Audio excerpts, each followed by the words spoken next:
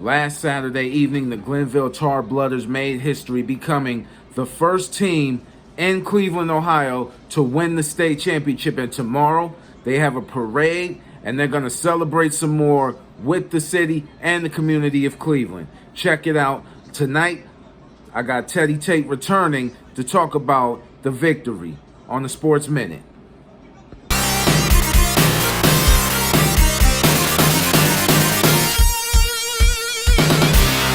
All right, I ain't gonna take up too much of your time. I'm sorry about I was filming the town hall meeting in Seoul and it dragged out longer than it was supposed to. So I'm like, darn.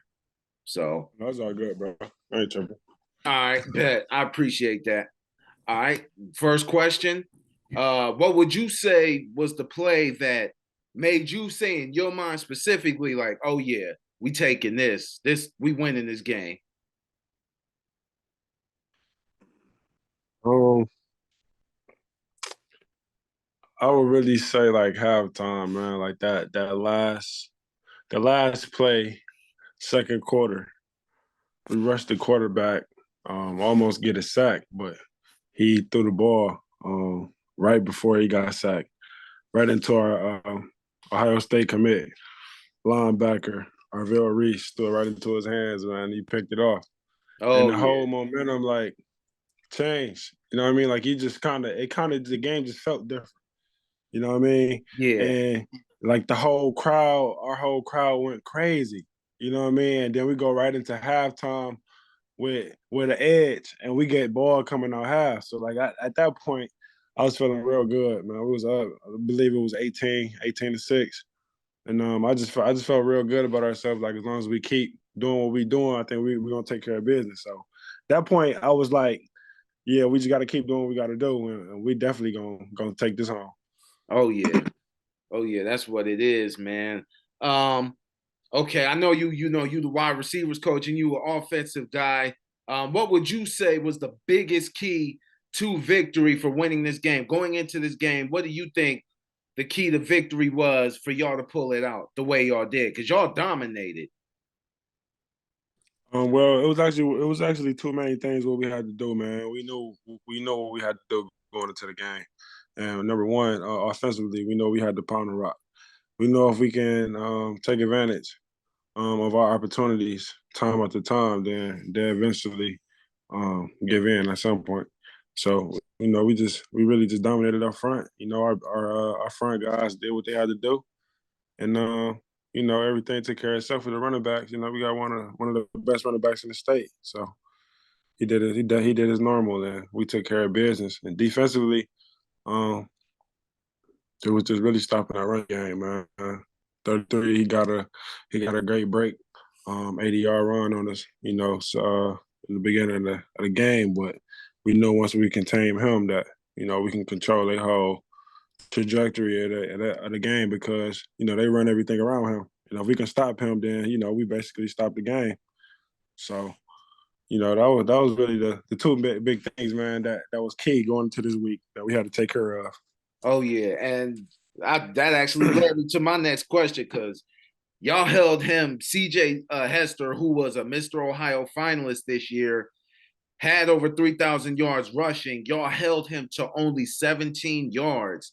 I said, that's crazy. That defense it ain't no joke, man. What do you think it was? What did y'all say to your boys, to your young men, excuse me, that just sparked something in them to just make them just punch them in the mouth the way that y'all did? Well, realistically, man, I gotta give all the praise to Coach G, man. Coach again, he the reason for it all. He got the whole team going. With that beginning of the game speech. He hit a nerve. I felt like that everybody felt. You know what I mean? And we didn't want to come all the way to that point. You know what I mean? Just to come to that point. So we knew what was at stake. We had to be willing to give our all. You know what I mean? Regardless if you was a coach or player. And it was gonna come down to a team effort. Whoever could stand up the longest.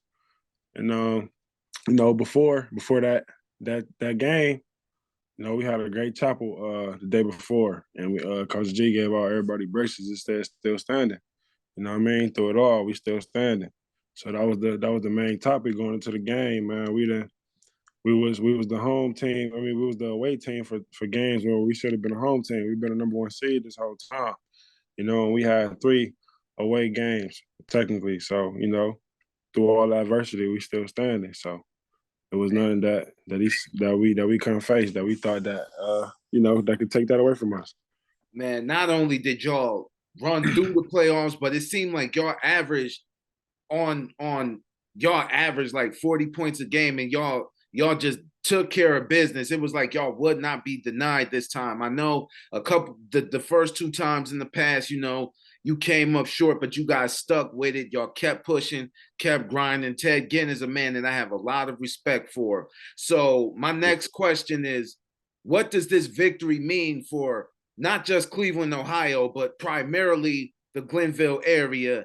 And what do you think the younger generation can learn from what these guys accomplished? What can they learn from watching what these young men accomplish and what they're going to accomplish moving forward?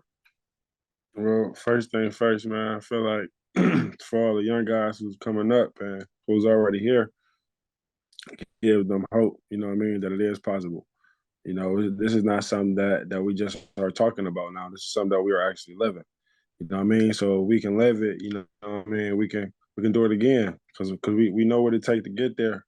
You know what I mean? But we never could get over that hump. We finally got over it. And, you know what I mean? It was a lot of sacrifice, more focus went into I feel like went into this one, man. Like, we all had to be really locked in on the task at hand.